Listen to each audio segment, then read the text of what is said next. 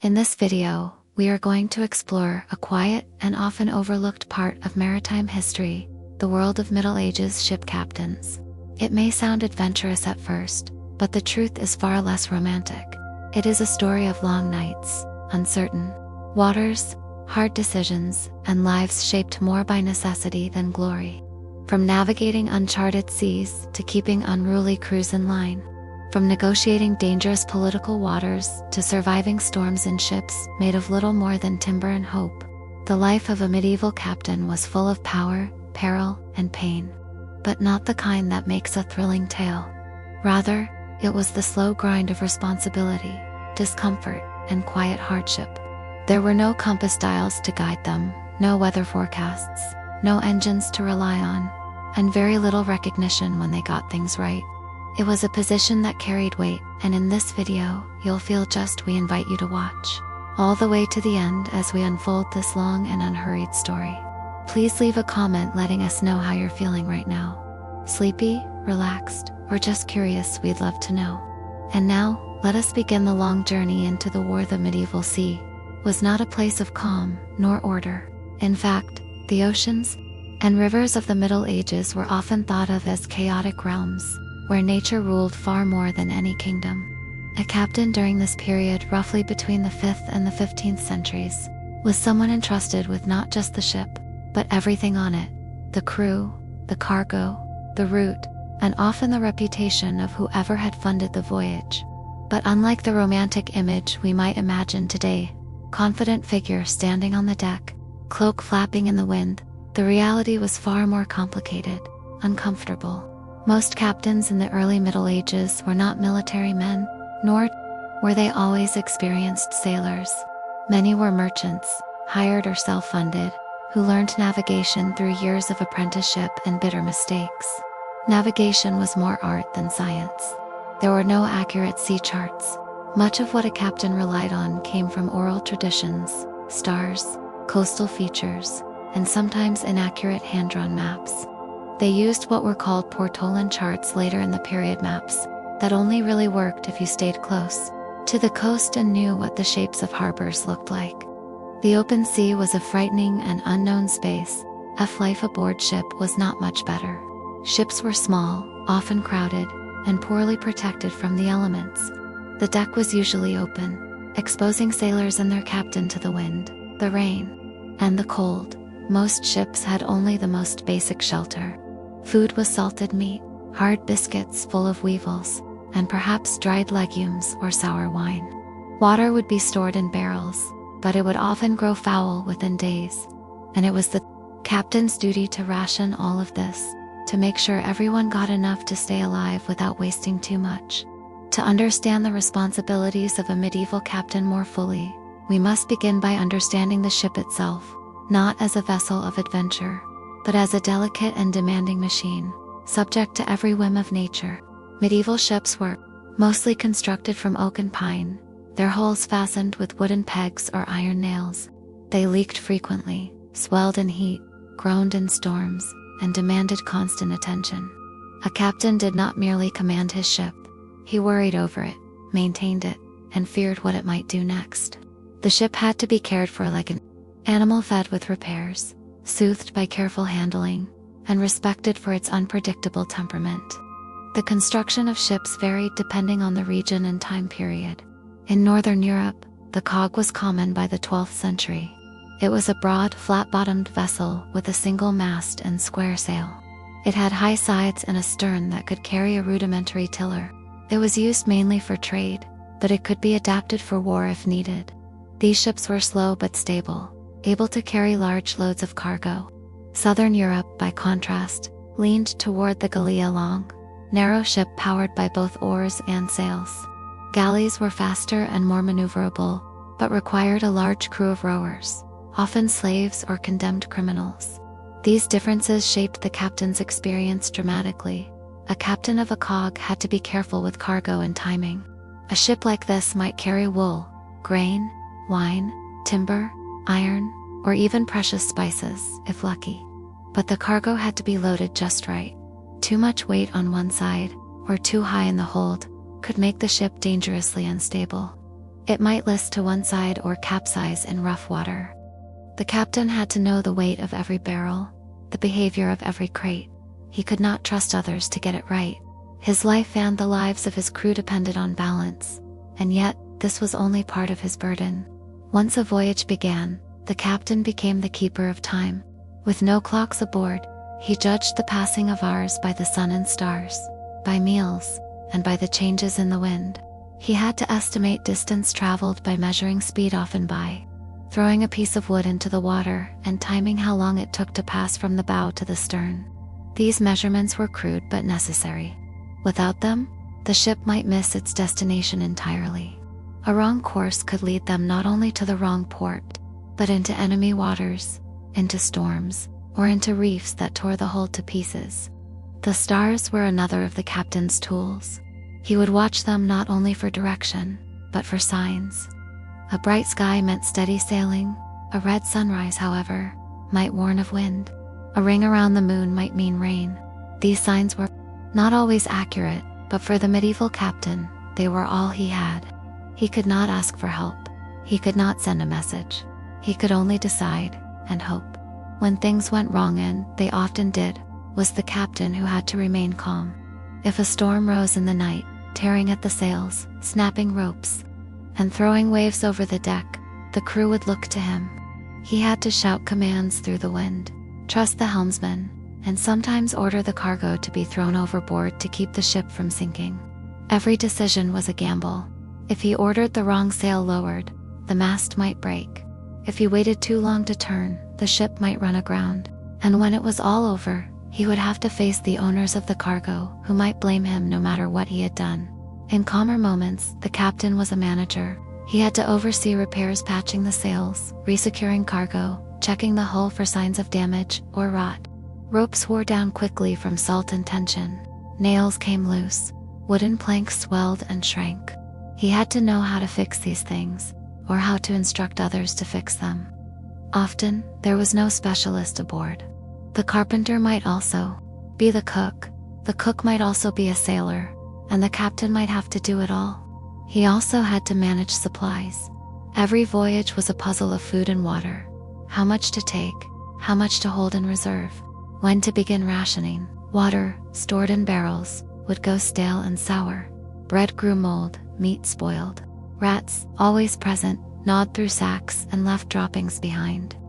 The captain had to plan not just for the expected journey, but for delays, detours, and disasters. Running out of water could cause panic. Running out of food could cause mutiny. Mutiny was a constant fear. Not always dramatic, not always violent, but always possible. The crew might grow tired of the voyage. They might think the captain had made a mistake. They might believe they could do better.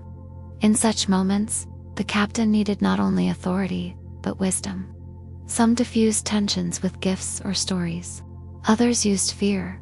Some relied on loyalty, others failed. It was a delicate balance, and no one method worked for all crews. When the ship reached port, the captain's job was not over. He had to deal with port authorities who might be corrupt or hostile.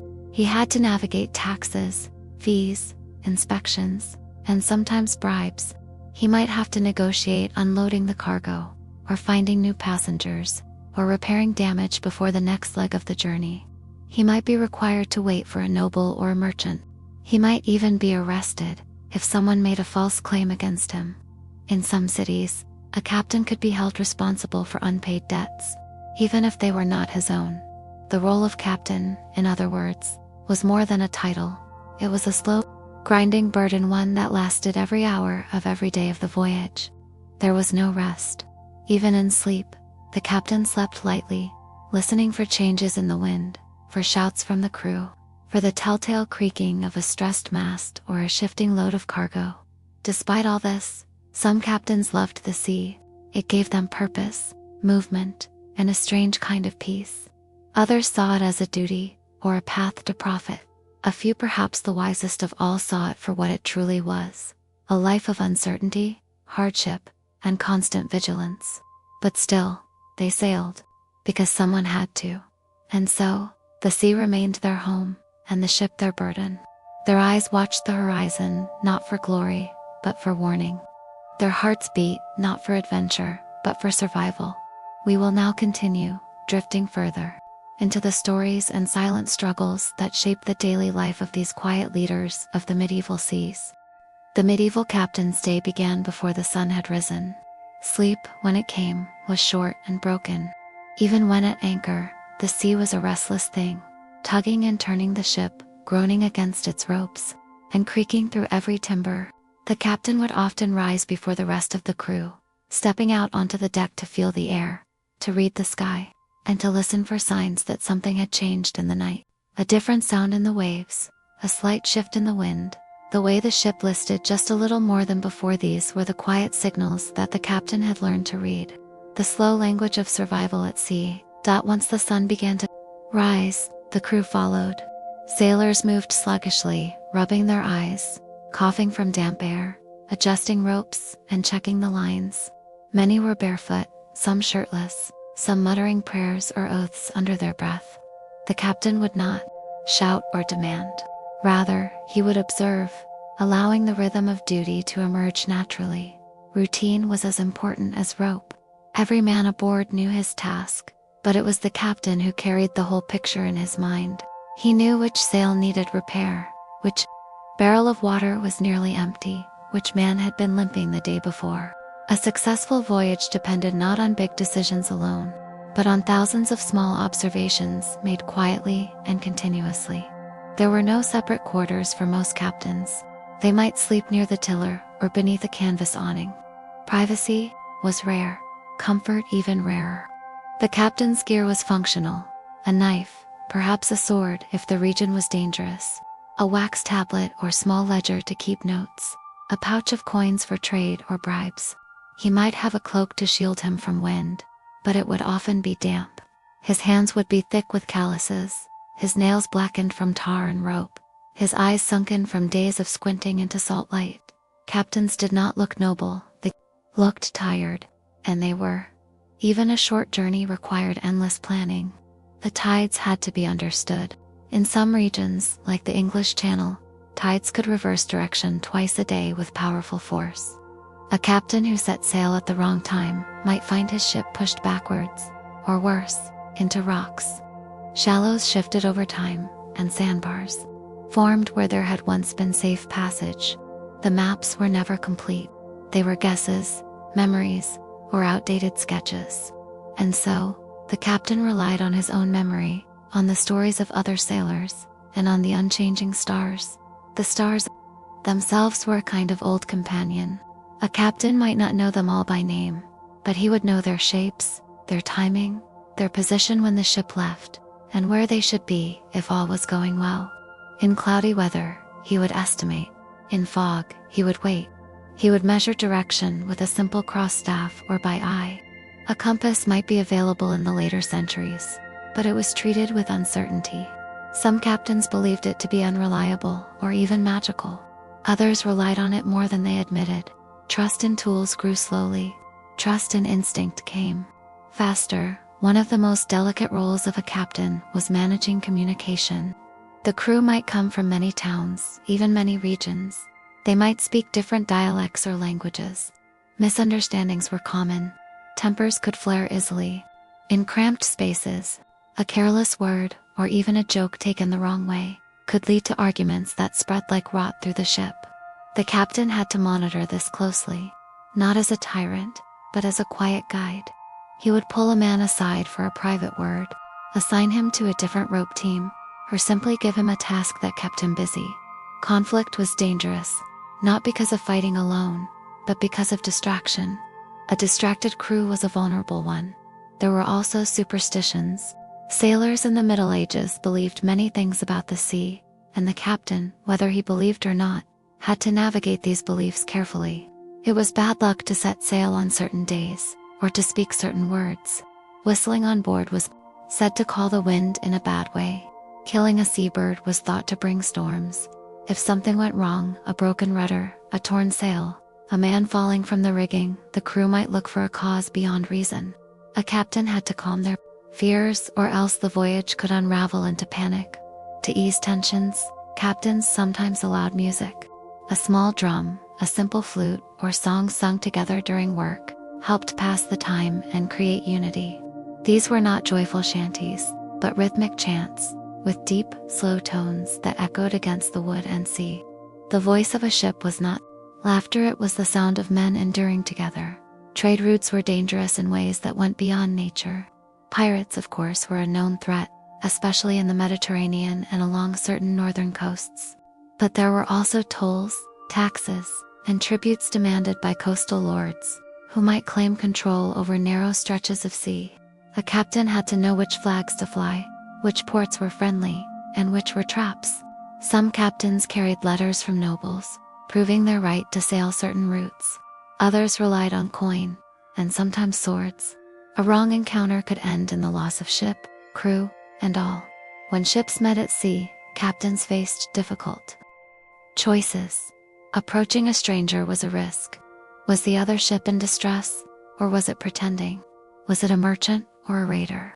There were signals flags, lanterns, patterns of sail, but they were not standardized. A captain might approach slowly, with sails half lowered, and crew hidden, or he might avoid entirely, even if the other ship looked harmless. Every decision was made in minutes, based on intuition and past experience. When a storm did arrive, storms always came, it was a test of everything. The sail had to be reefed, ropes secured, rudder held steady. Waves would strike sideways, sending barrels rolling and men sliding. Water poured through cracks. The wind screamed like a living thing. In such moments, the captain became not a leader by title, but by presence.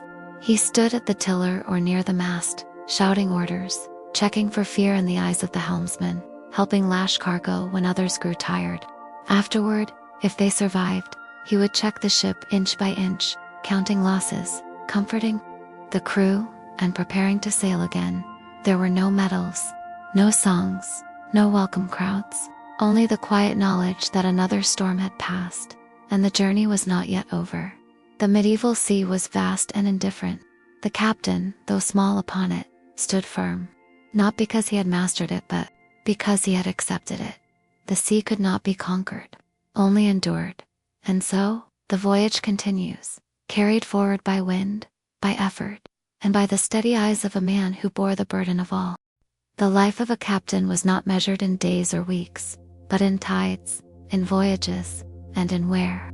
Over time, the sea etched itself into the captain's body, salt hardened his skin. The constant rocking of the ship shaped his balance even on land.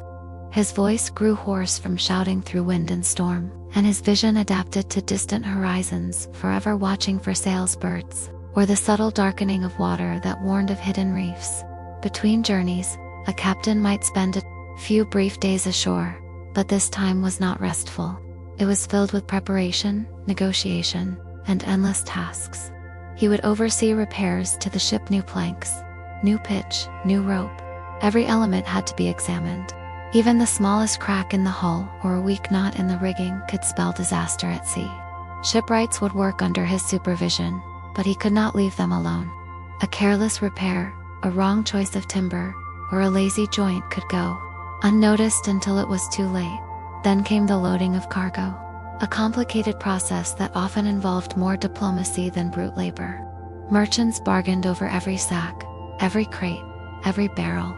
The captain had to mediate disputes, estimate weight, and ensure that valuable goods were placed low and secure, while perishables or items needing quick access were stored higher. Every decision balanced risk of spoilage, risk of theft, and risk of capsizing from poor distribution. Passengers, too, might come aboard. Nobles, priests, pilgrims, or traders with coin to spare. Each one brought with them new complications. A noble might expect comfort that the ship could not provide. A priest might demand religious rituals that annoyed the crew. A trader might worry obsessively about his goods, pestering the captain with endless questions. The captain's job was not to please them, but to keep them safe and to keep them from causing unrest. There were no refunds on a voyage lost at sea. Navigation remained an art more than a science. Even in familiar waters, fog could erase the coast. Storms could push a ship far off course. A captain might use a lead line to test depth, dropping a weighted rope over the side. marked with knots or bits of leather. He would feel the change in depth and texture: mud, sand, shell, or stone. Each told a story. Sand meant shallows were near, mud might mean a river mouth.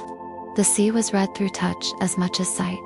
Some captains kept logs, written or remembered, tracking currents, stars, landmarks, and hazards.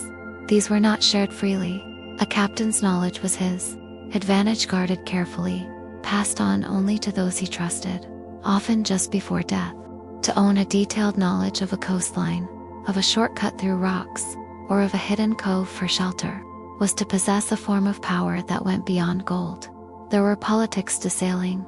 A captain was often caught between rival guilds, city-states. He might carry goods for one while secretly avoiding the taxes of another. He might transport messages hidden in barrels, or people traveling under false names. Neutrality was rare. At any port, he could be accused of smuggling, piracy, or disloyalty. A bribe might save him or sink him. Truth did not always matter. Reputation did. In some places, captains were required to submit to inspections by harbor officials. These inspections were long, slow, and often corrupt.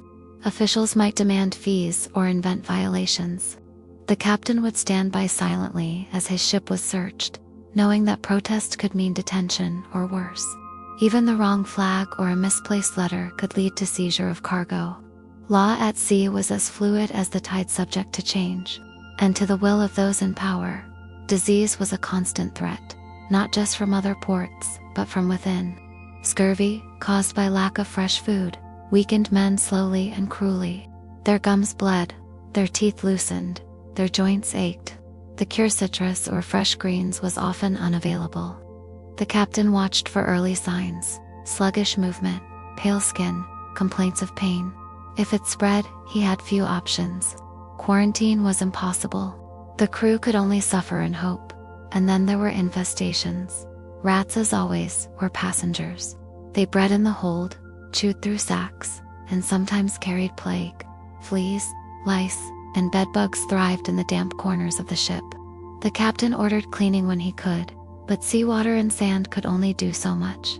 Fires could not be lit on deck. Soap was scarce. Hygiene, as a concept, was limited. The smell of a ship at sea was a mix of salt, wood, tar, sweat, rot, and old fear. No perfume could hide it. Weather remained the captain's greatest concern. Too much wind or none at all, both were dangers. Becalmed, the ship sat still, baking. In the sun, sails limp. The crew grew restless, supplies dwindled, and hope faded. In high winds, the ship groaned under strain. Sails had to be reefed, mast tops watched, and men lashed the deck during heavy waves. Thunder could split the night, lightning strike the sea nearby. Rain might come as relief, or as punishment. Every journey told its own story. A good voyage might pass with few events: steady wind, quiet seas, a successful trade, but this was rare. Most voyages included some hardship: a crewman lost overboard, a rudder damaged, a port closed without warning. The captain had to accept these things. He could not dwell on them. He simply adjusted course and continued. When the ship returned to home port, there was no parade. The captain handed over the cargo, settled disputes, paid the crew if coin was available, and began the next round of preparation. Time on land was brief. The ship, always hungry, always needing more attention, called him back. And so, the cycle continued. Year by year, voyage by voyage, the captain aged. The sea offered no retirement, only a final voyage, safe or otherwise. To be a captain was not a career. It was a condition, a quiet burden worn like salt in the skin. The sea never let go. We will continue in the next part, with deeper insights into the crew, their duties, and how the captain's authority shaped every man aboard through hardship, ritual, and the unspoken codes that kept ships afloat. The crew of a medieval ship was a living, breathing engine, noisy, complex, and easily broken. It was the captain who held it together, not with force alone, but with the weight of presence. He did not have the luxury of strict command for its own sake. His power was real, But it was always being tested by the sea, by the men, by the slow erosion of morale. A medieval captain was not a king. He was something stranger, a figure suspended between leadership and survival, where every command had to carry the weight of necessity. The men he led were rarely professional sailors. They came from towns, villages, or distant ports. Some were pressed into service. Others were debtors working to pay off what they owed. A few were true seamen, experienced and reliable, but they were the exception. Most were rough, uncertain, and fearful of the vast unknown that was the sea. They brought with them their fears, their customs, their language, and their habits. It was up to the captain to mold them into a crew. Daily work on a medieval ship was relentless. There were sails to adjust, ropes to coil, masts to climb, and decks to scrub. The simplest tasks, hauling a bucket, patching a sail, were made harder by the rocking of the ship, the wetness of the wood, and the exhaustion in the limbs. Men learned quickly or were left behind. Mistakes were not punished with cruelty, but with silence, with reassignment, or in the worst cases, with isolation. A crew depended on rhythm, and a man who broke it was a danger to all. Hierarchy on board was strict but unwritten. The captain stood at the top, followed by the master or pilot, then the bosun or bosun, and below them, the common sailors. Roles were often blurred. A sailor might serve as lookout one day and cook the next. If someone fell ill, others filled in without question. The sea did not pause to wait for recovery. Discipline was maintained not with whips, but with steady order. Meals were rationed, work was rotated, tasks were explained, sometimes by showing rather than telling. There were few written rules. The captain relied on his reputation, his voice, and the quiet understanding that disobedience at sea was not rebellion, it was suicide. The food was simple and often unpleasant. Hardtack biscuits, salted fish, dried peas, and watered wine or ale. Fresh food disappeared after the first few days. Mold appeared quickly. Rats got into everything. The captain ate the same food, sometimes apart, but never better. To do otherwise would have bred resentment. Sleep came in brief shifts. There was always someone awake, always someone watching the horizon, the sails, the wheel. Night watch was cold and long. Men stood silently, listening to the creak of rope, the slap of waves, and the occasional groan of wood. The captain, too, woke often, stepping out into the night to check the wind, to test the air, or to simply stand and listen. A ship's silence was never true silence. It was filled with subtle signals, and the captain trained himself to hear them. Sickness spread fast. One man coughing in the hold could mean 3 more would be fevered by morning. There were no doctors, only simple remedies, serbs, prayers, and isolation. The captain had to make hard decisions. A man too sick to work might be left to rest. If he worsened, he might be moved below. If the sickness spread, the captain might separate sleeping areas, change duties, or, in the gravest cases, confine the sick alone. Storms tested every part of the crew. Ropes slipped from tired fingers. Sails tore under pressure. Rain turned the deck into a hazard, and yet, the work continued. The captain shouted orders, his voice breaking through wind and fear. Men obeyed not from loyalty, but because they knew what the captain knew, that to stop, even for a moment, was to let the sea take control. In calmer times, the ship found rhythm.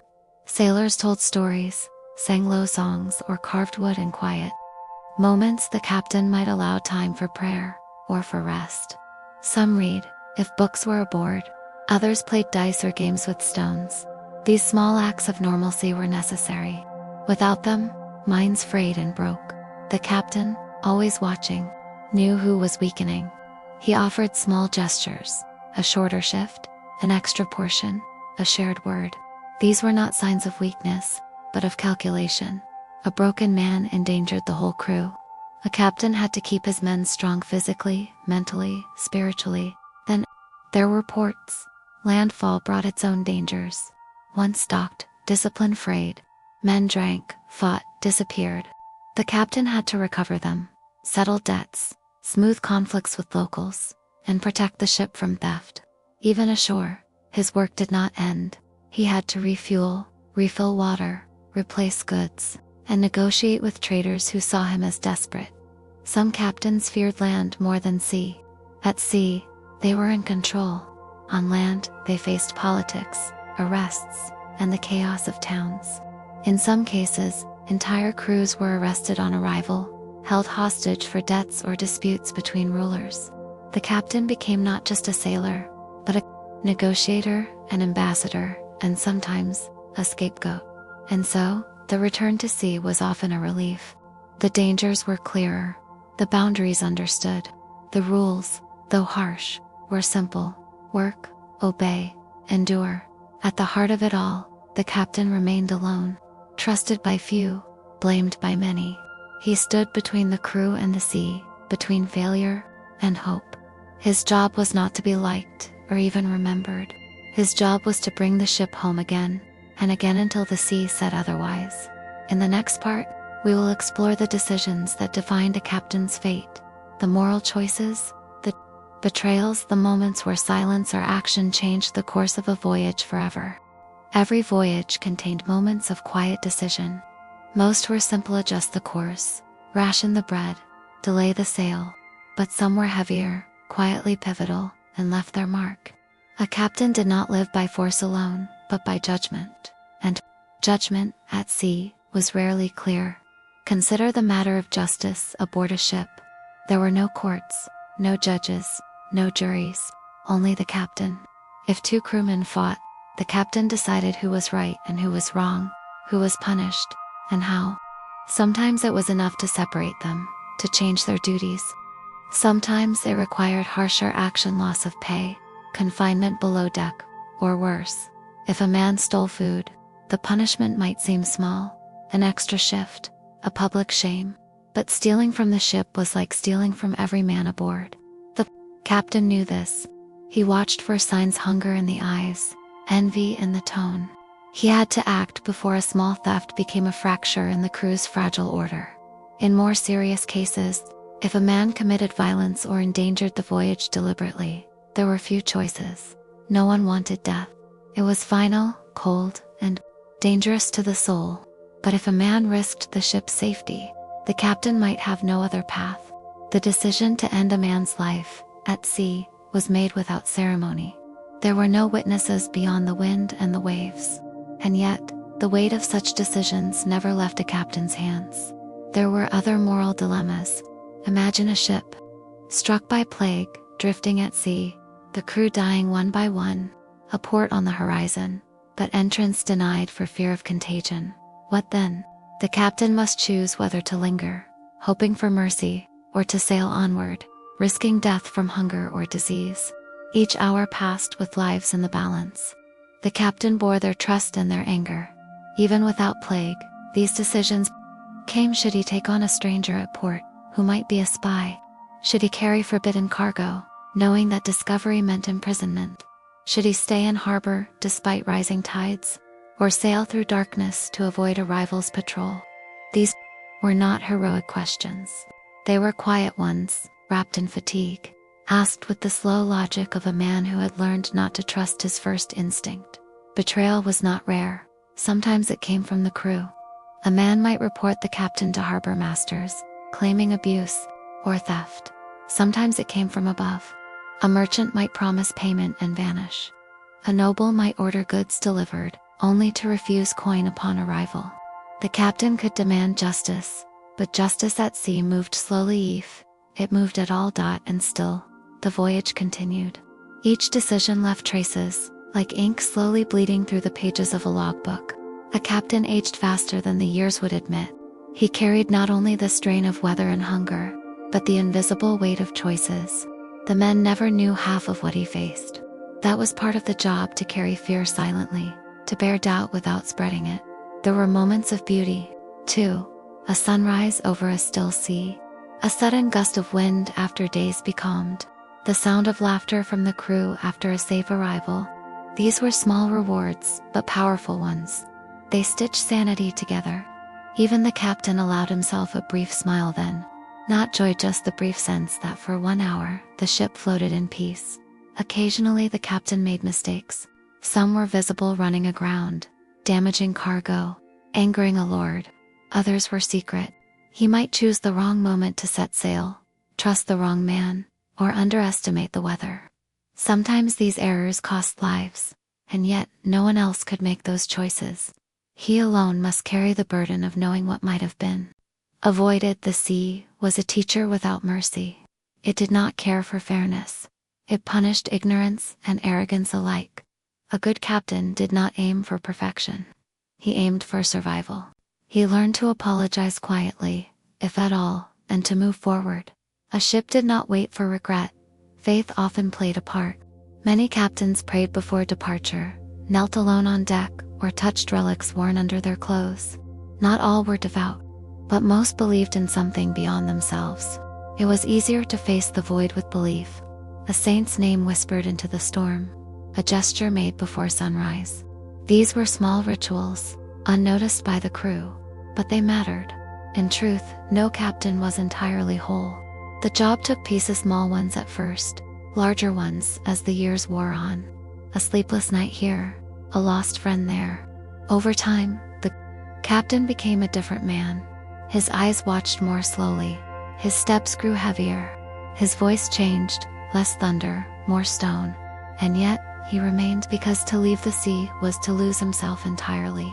He could not explain it, not even to his family, not to his friends, if he had any left. The sea was not just a place. It was a rhythm, a sentence, and a companion. In the next part, we will go back in time further to look at how captains rose through the ranks, where they came from, and how the childhood of a medieval sailor shaped the mind of the man who would one day command a ship through peril and power. Before a man became a captain, before the salt worked its way into his skin, and the lines of command carved themselves into his voice, he was something smaller often. A boy born to coastal labor, born to poverty, or to the low middle rung of town life. Few captains came from nobility, and even fewer from wealth. The sea, in the Middle Ages, did not often draw those who had easier options. It was a place of last resorts and long apprenticeships. The journey began with apprenticeship.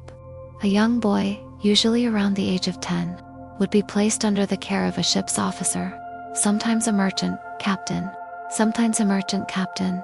His duties were simple at first: cleaning tools, mending nets, carrying buckets of pitch or tar. There was little glamour, and even less comfort. He slept where he could, on spare sacks or bare boards, and learned to stay silent unless spoken to. In these early years, the future captain learned through repetition. He watched others tie knots, lower sails, and navigate by sun and stars.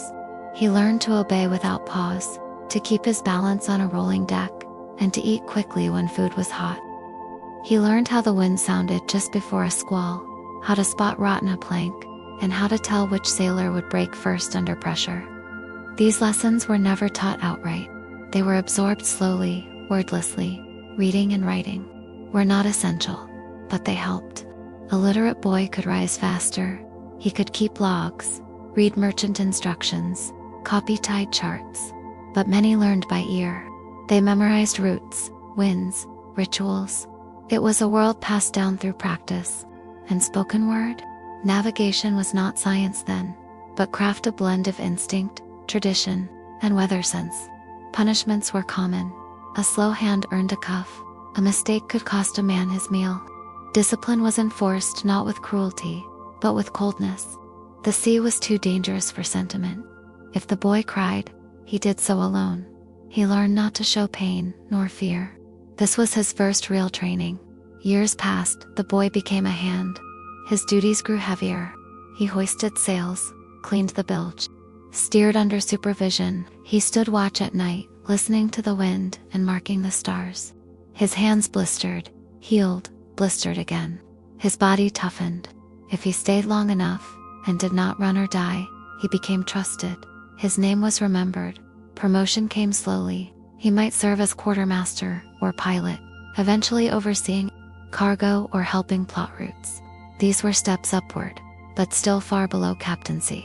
And there was always risk. A wrong decision, a spoiled shipment, a damaged mast could end a career before it began.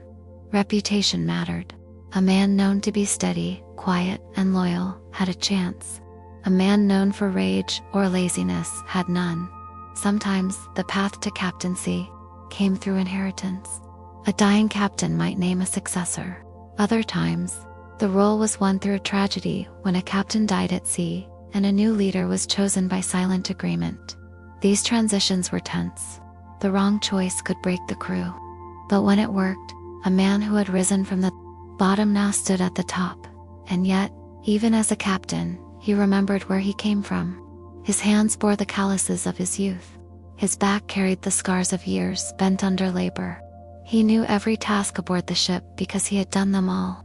This was the strength of the medieval captain, not theory, but memory, not command by title, but command by earned presence. He rarely spoke of his childhood, not because he was ashamed, but because it was too familiar, too common among sailors.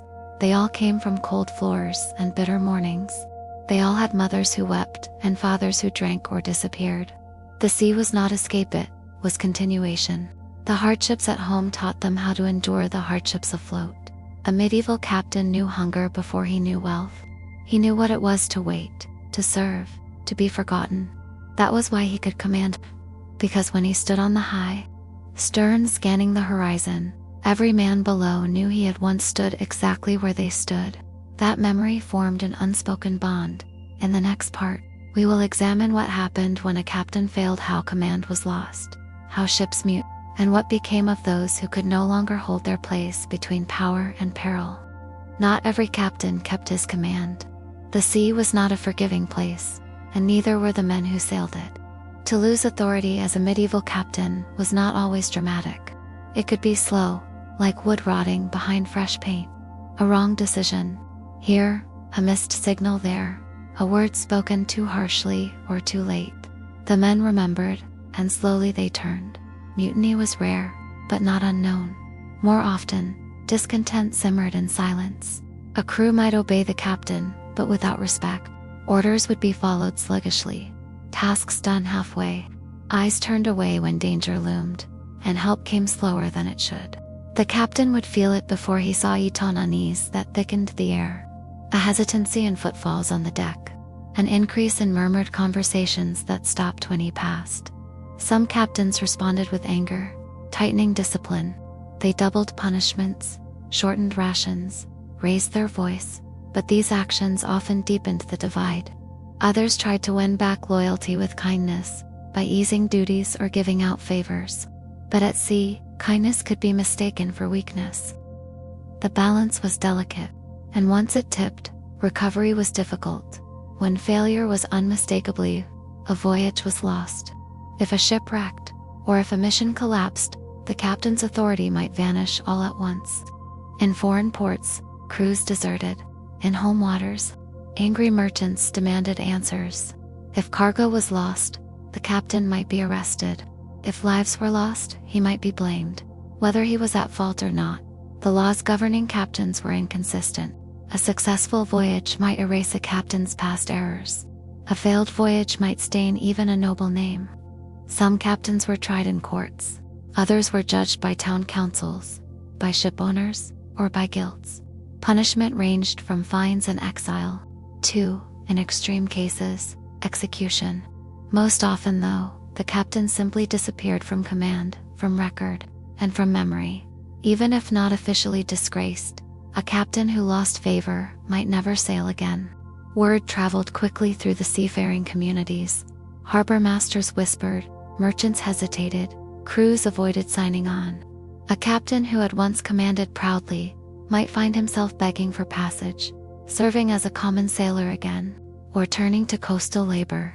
His ship gone, his name remembered in murmurs. He became a figure of warning rather than admiration. Some captains, in the face of decline, chose exile.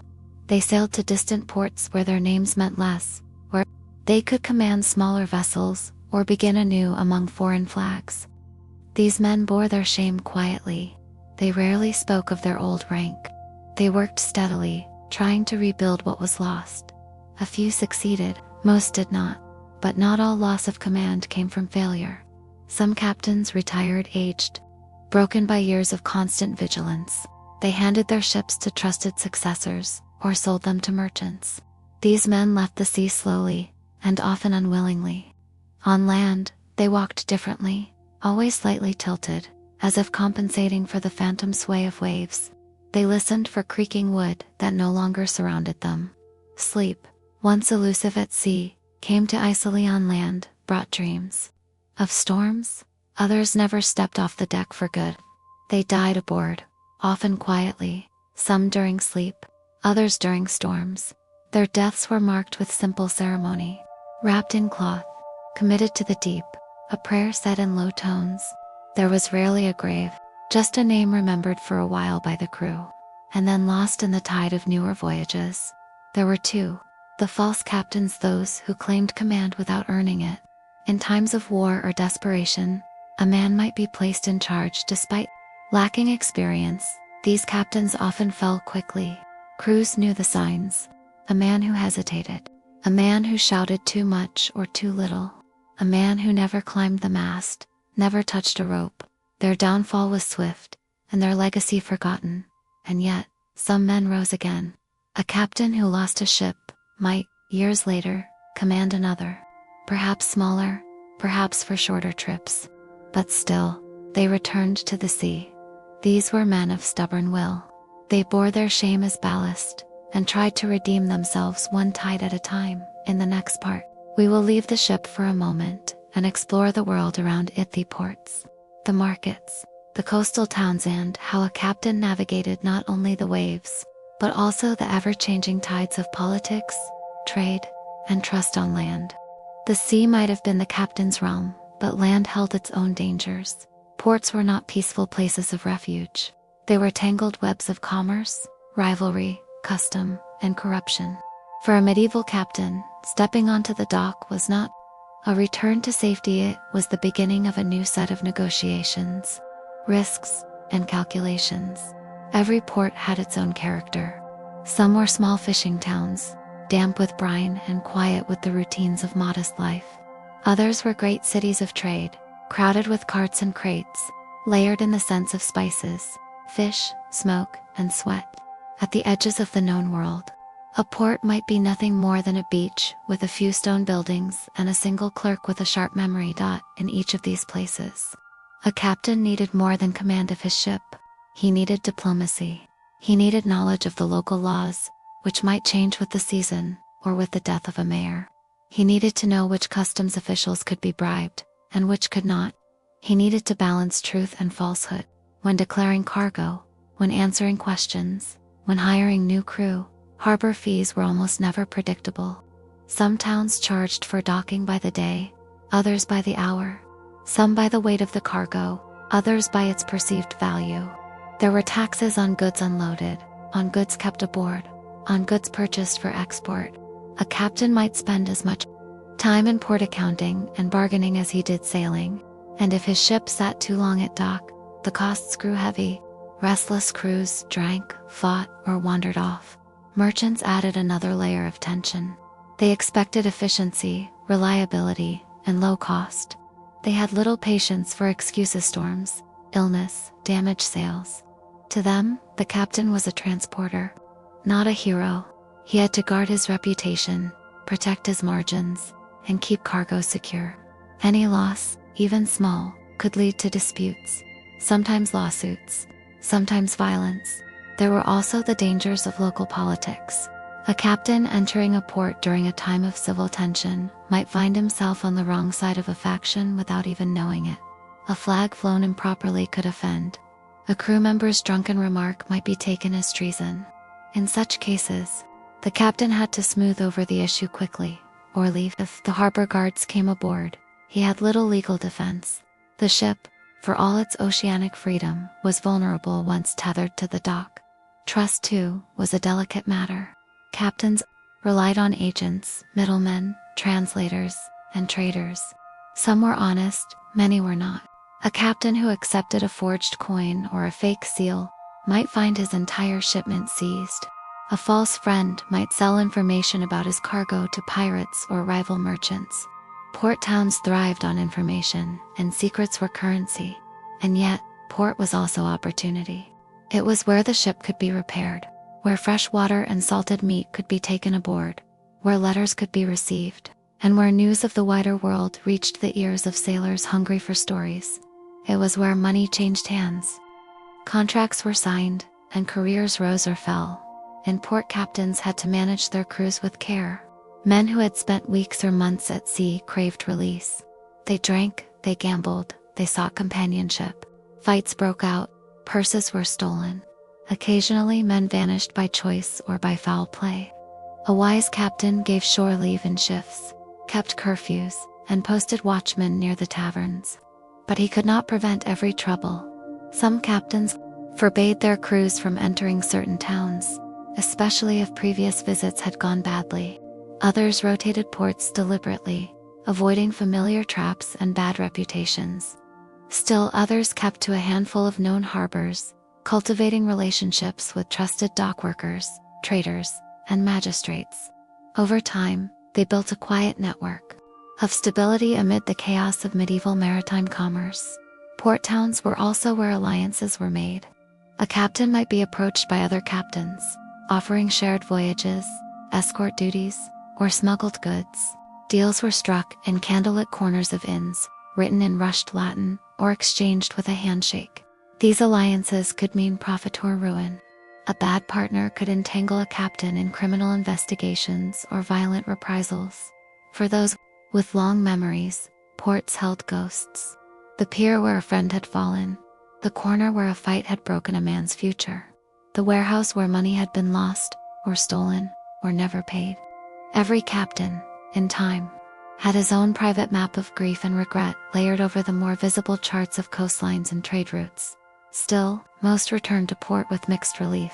It was a moment to exhale, to look at stone walls instead of endless water, to hear church bells instead of gulls, to walk without swaying. It reminded the captain that the sea was not the whole world, even if it was the world he best understood. In the next part, we will travel inward, not outward, to examine the emotional life of a captain, the loneliness, the pride, the fear, the silence, and the strange enduring connection to a vessel that was more than wood and sail. The life of a medieval captain was not only made of rope and wind, nor solely of commands and calculations. Beneath the layers of duty and discipline lay a quiet emotional landscape rarely spoken of, rarely written down, yet always present.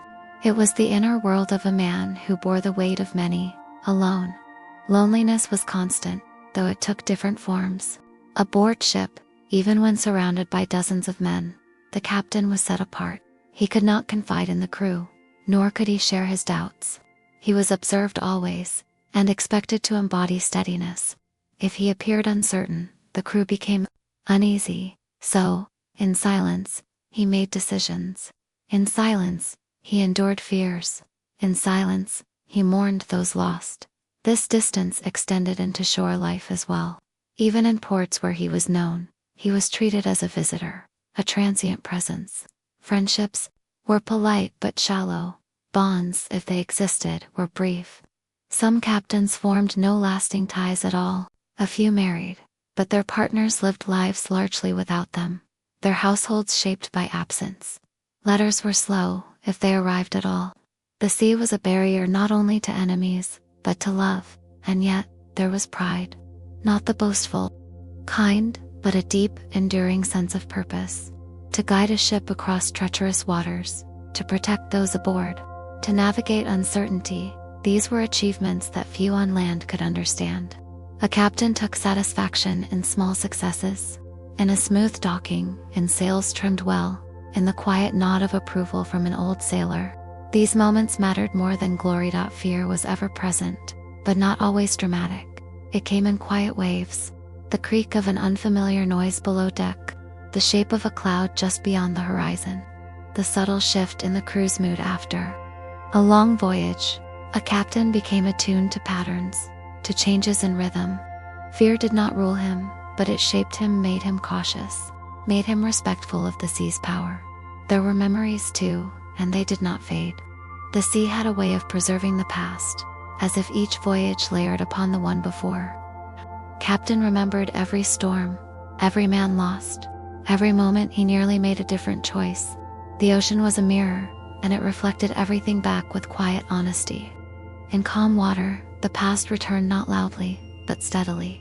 The bond between a captain and his ship was its own kind of love. Ships had names, but two captains, they had personalities. A vessel might be sturdy and slow, or quick and temperamental. It might creak a certain way, or lean just slightly in a breeze. A captain knew every plank, every sail, every stubborn line. He knew which parts would rot first, which sounds signaled trouble. He knew how the ship responded in a storm, in battle, in stillness. This relationship was not romantic, but it was intimate. The ship carried his hopes, his fears, his livelihood, and his legacy. It was both home and responsibility. He cared for it as one might care for an old friend, constantly watching, mending, adjusting. And when a ship was lost, whether to wreck, fire, or age, it was not just wood and sail that sank. It was a part of the captain himself. Silence played a large part in a captain's emotional life. There were long days at sea with little to say, long nights with only the sound of waves and rigging. Some captains embraced this quiet, others found it heavy. It gave space for thought, but also for doubt. For some, it brought peace. For others, isolation. Not every captain bore these emotional burdens equally. Some turned cold, distant even from themselves. Others found solace in routine. A few drank heavily. Though drunken captains rarely lasted long, many wrote logs, notes, letters never sent. Writing gave form to the silence. It made thought visible, if only for themselves. There were captains who prayed, not always out of devotion, but out of rhythm. Morning and evening, storm and calm, they whispered familiar words, not for miracles, but for structure. The sea had no walls, no bell towers. A prayer gave it a shape. There was also the question of legacy. Most captains were not remembered. Their names vanished with the ships, with the sailors who knew them. But they hoped, quietly, that their deeds lived on in charts corrected, in routes improved, in younger men who sailed safer because of their decisions. A captain did not often seek fame, but he hoped to be useful in the next part. We will leave the captain's heart for a time and return to the material world, examining the daily routine aboard a medieval ship, how time was measured, how watches were kept, how meals were taken, and how life, in all its discomforts and patterns, unfolded hour by hour upon the water. Life aboard a medieval ship followed a rhythm that was both simple and demanding. It was shaped not by clocks, but by the movement of the sun, the sound of bells, and the duties that repeated day after day regardless of wind, weather, or destination. The captain did not simply oversee it, he lived within it, bound to the same hours, the same smells, the same swaying floors. The day was divided by watches, not hours. Typically, a ship's crew was split into two groups, each responsible for the ship's care during alternating blocks of time. The first watch might begin in the late evening, the second at midnight, and so on through the night and into the next day. Bells were struck to mark the passage of time, one bell after the first half hour, then another every 30 minutes until 8 bells signaled the end of a watch. The captain, unlike the crew, was not assigned to a fixed watch. He rose when needed. He slept when he could. If weather turned, if sails had to be changed, if a ship was spotted on the horizon, he was called. Sometimes he slept in his clothes, always alert to the sound of footsteps on the deck above or the voice of a mate calling down into the cabin. Sleep came in fragments, never deeply. Mornings aboard ship were slow to begin. There was no sunrise parade, no formal meal. Men woke as needed, sometimes grumbling, sometimes in silence. Water was splashed on faces, boots were pulled on ropes, were coiled and uncoiled again.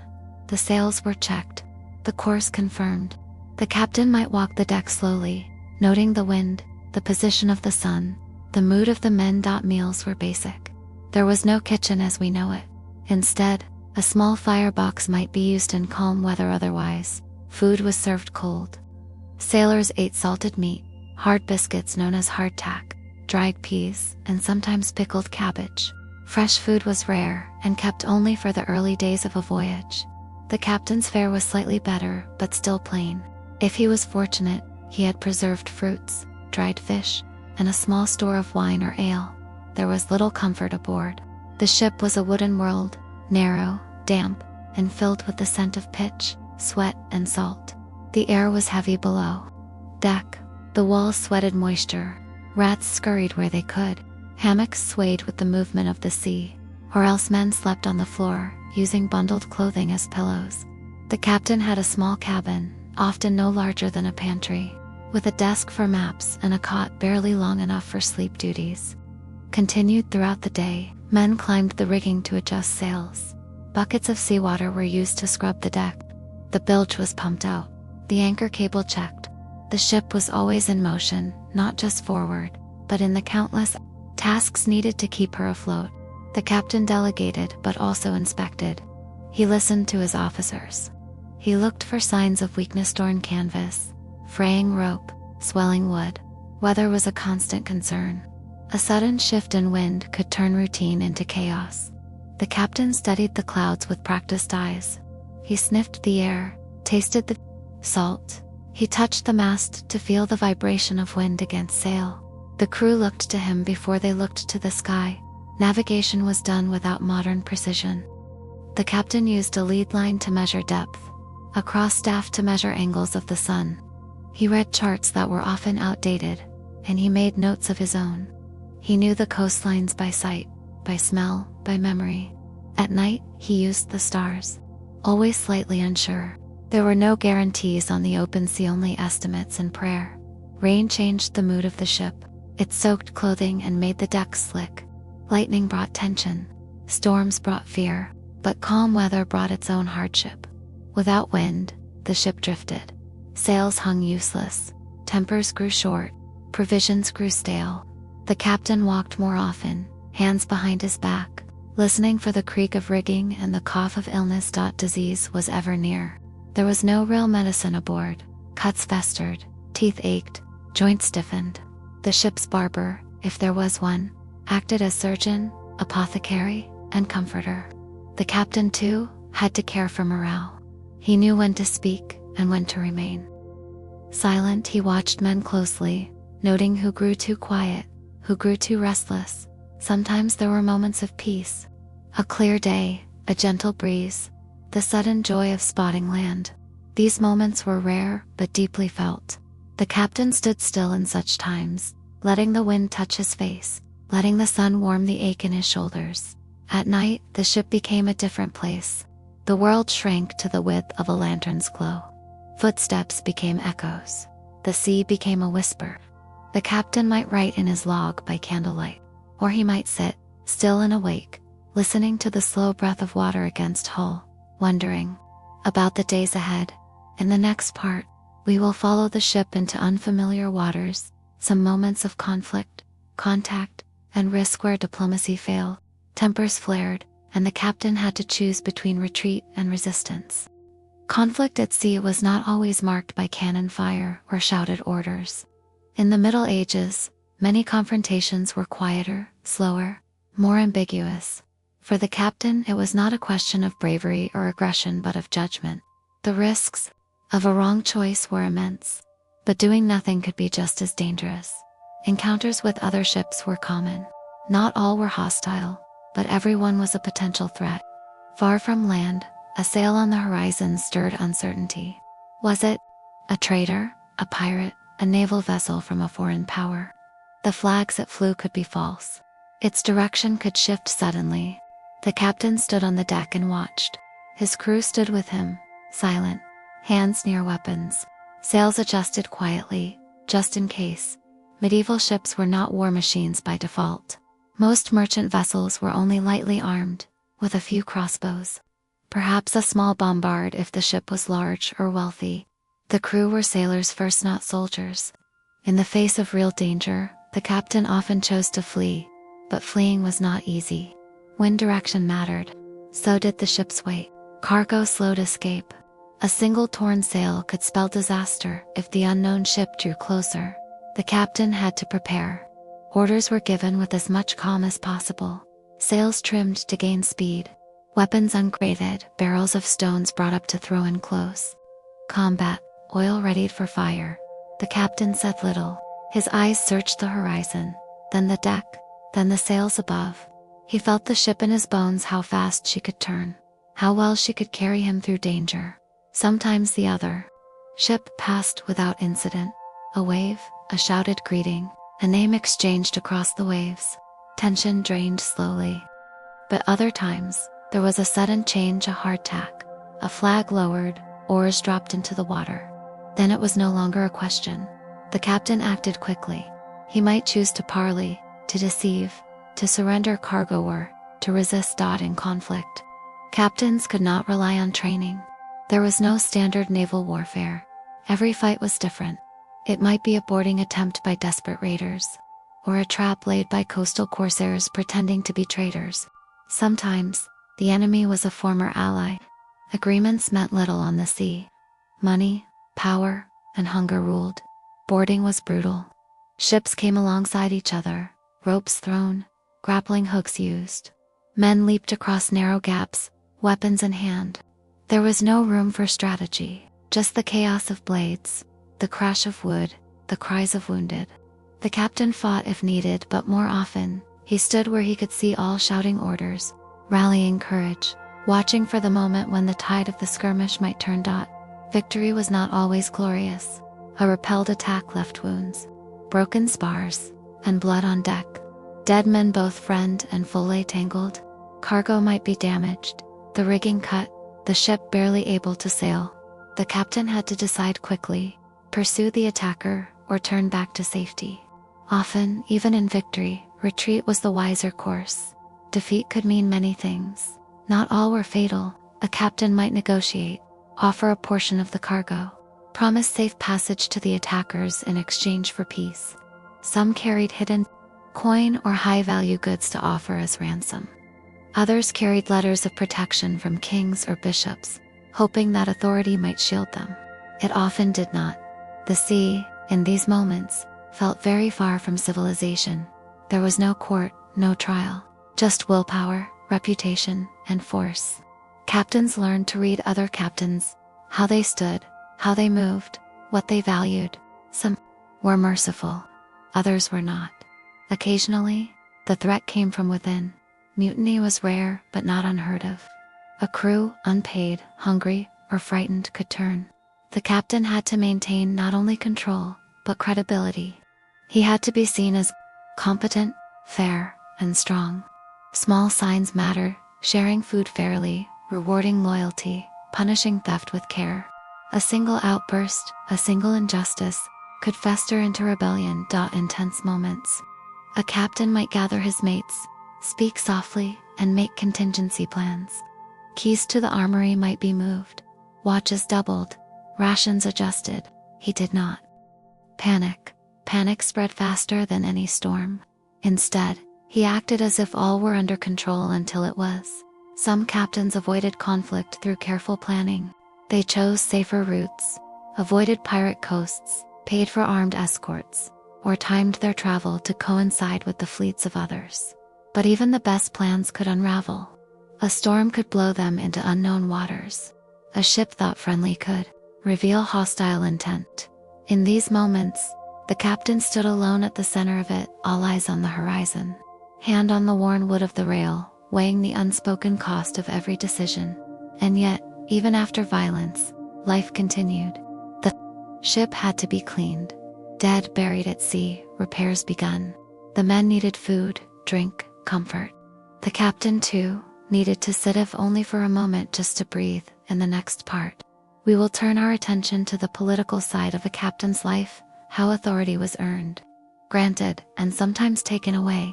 We will look at the delicate balance between loyalty and power, between serving a lord and serving the needs of the sea. A medieval captain did not command in isolation. His authority came from somewhere granted by a lord, a merchant guild, a monarch, or sometimes earned through years of loyal service and quiet competence. But authority was never absolute. It lived within layers of duty, politics, and expectation. Fragile in its own way, captains served many masters, some near, some distant. A royal captain might answer to a port admiral or a noble appointed admiralty board. A merchant captain served the interests of a company or individual investors. A privateer bore a letter of marque, legal permission to wage war for profit, but still had to answer for his conduct. Even independent captains, sailing under no flag, had ties to ports, lenders, and fellow seafarers. The sea was free only.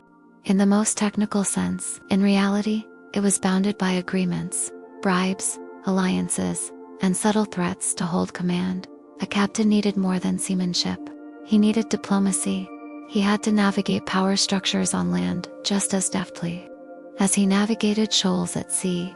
A poorly worded letter to a patron could end a career. A lost cargo might require explanation. A rumor whispered in a tavern might reach the ears of a jealous rival. The captain was not immune to politics. Appointments were not always merit-based. Influence mattered. A younger man of noble birth might be given a ship over a seasoned sailor if his family had court ties. In response, some experienced captains worked quietly behind the scenes, cultivating allies among clerks, merchants, or minor officials. These alliances were informal, but they held great power. A timely warning, a helpful delay in paperwork, a well-placed compliment, all could smooth the path ahead. When a captain did earn his position through experience, it was usually through a slow ascent, first as a boy aboard ship, then as a deck, later a boatswain or mate, and finally captain after years of patient toil. These men were often respected by their crews. They knew the labor, the hardship, the reality of the sea, but they were also vulnerable to the ambitions of others. A captain could be dismissed without ceremony. A single accusation, true or not, could end his livelihood. A failed voyage, even if caused by weather or war, might be seen as incompetence. At home ports, rumors moved faster than ships. Men who returned with damaged cargo or a reduced crew found their reputations stained, even when they had done all they could. Some captains tried to build personal empires. They owned their own ships or invested in shares. They negotiated directly with foreign merchants. They kept careful books, documented every transaction, and sought to protect themselves from shifting loyalties on land. But this independence came at a cost. Without the protection of a powerful sponsor, they were more vulnerable to pirates, competitors, and hostile officials. Others relied heavily on their patrons. Noble captains often had better supplies, safer routes, and more generous terms. But they also had less freedom. Their voyages were political in nature. They carried messages, envoys, or cargoes of diplomatic sensitivity. They were expected to represent the interests of their sponsors at all times. A misstep could create not only personal disgrace, but international tension. In times of war, the pressures increased. Captains might be conscripted into royal service. Their ships seized, their routes dictated. They were expected to defend trade routes, transport soldiers, or blockade enemy ports. These duties were dangerous and often poorly rewarded, yet refusing such duties could be seen as treason. In times of peace, the captain's political life was subtler. He attended guild meetings, made appearances at docks, dined with merchants, gave quiet gifts to harbor officials. He negotiated tariffs, fought for favorable contracts, and lobbied for better dock space. Every gesture mattered. A nod, a refusal to shake a hand, a missed feasteni could have consequences. Even religion played a role. Some captains made public offerings at churches before departure. They donated to monasteries or carried relics on board. This was not only for faith, it was also for favor. A well-timed donation could earn a captain the goodwill of a bishop or the protection of a saint's shrine. In a world where superstition and politics intertwined, this was not foolishness, it was pragmatism. Captains also served as informal diplomats abroad. In foreign ports, they represented their home regions. Their conduct, how they treated locals, how they handled disputes, how they paid debts shaped broader relationships. A rude or reckless captain could provoke anger. A wise one could build bridges. The captain's behavior mattered not only to his crew but to his country. Yet through it all, the captain remained, above all, accountable for the ship, the crew, the cargo, the mission, the expectations of land-bound men who had never seen a storm, never smelt the sea, never held a tiller at night under stars that disappeared behind sudden clouds. These landmen judged quickly. The captain bore the burden silently. In the next part, we will examine how captains documented their voyages, how logs were kept, charts were drawn, and information was preserved or lost in the fragile pages that told of danger, discovery, and delay. The logbook was a quiet object, modest in appearance, small enough to carry, bound in leather or cloth, but to a medieval captain, it was as essential as the rudder. It was here that time, movement, and memory were inscribed. In an age without satellites or instant communication, a logbook was often the only thread connecting a ship to the wider world, and it was the captain's responsibility to keep it. Logbooks, in the Middle Ages, were not uniform. There were no standardized templates. Each captain recorded information in his own manner, with varying degrees of precision and care. Some used Latin, others used the vernacular of their region: French, Middle English, Catalan, Italian. Entries were often brief, sometimes cryptic. They might record the day's course, the weather, the speed of the ship in knots, or a change in wind direction. But often, the entries included observations: a sighted bird, a drifting barrel, or the strange color of the sea. A typical day's entry might read: wind from west, progress slow, sighted no sails, for fish taken, crew quiet, one man sick. These words might seem dull, even meaningless now, but for the captain, they were part of a living thread. Each note linked one day to the next. Each line could become crucial proof in a dispute, a clue in a mystery, or a memory of a turning point. The act of writing was often done in the captain's quarters. Late in the evening, after the final round of inspection, by lantern light, he would sit, the ship groaning softly beneath him, and review the day. Ink had to be used sparingly. Paper or vellum was expensive. Mistakes could not be erased, only crossed through. His handwriting had to be careful, legible, under stress, steady even in rough weather. But not every ship carried a log, and not every voyage was well documented. Many captains were illiterate, or barely literate. In such cases, a trusted mate or clerk might do the writing. These assistants developed their own shorthand, their own styles. Some embellished, others underreported. Some left blank pages, where something too dangerous or politically sensitive had occurred. Charts, too, were kept and guarded. In an era when maps were rare and often inaccurate, a ship's own charts were invaluable. Captains marked coastlines with ink or charcoal. They noted dangerous shoals, good anchorages, foreign ports, and places where pirates had once attacked. These charts were not shared lightly. They were commercial secrets, military assets, sometimes family heirlooms.